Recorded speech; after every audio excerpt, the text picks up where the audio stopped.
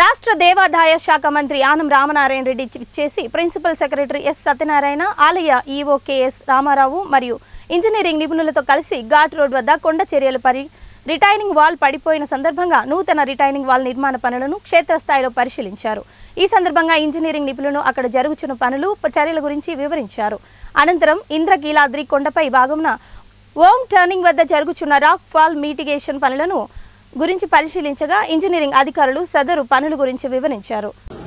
ఈ కృష్ణా జిల్లాలో జరిగిన వరద ప్రమాదాలు వీటన్నిటిని కూడా అమ్మవారి దగ్గర నుంచి శాంతి కోరుకోవాలని చెప్పి ఇక్కడికి రావడం జరిగింది.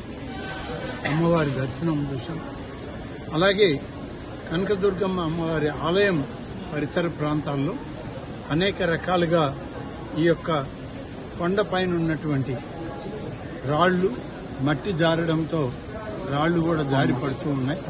గతంలో కూడా ఇది జరిగాయి. ఇటీవల 31వ తారీఖున ఇక్కడ కూడా మళ్లీ ప్రమాదం జరిగింది. ఘాట్ రోడ్డు కూడా ఆ రోజు నుంచి మూసివేయడం జరిగింది. భక్తులకు కూడా ఇబ్బందికరమైన పరిస్థితులున్నా కొన్ని నిర్ణయాలు తప్పని పరిస్థితుల్లో తీసుకున్నాం.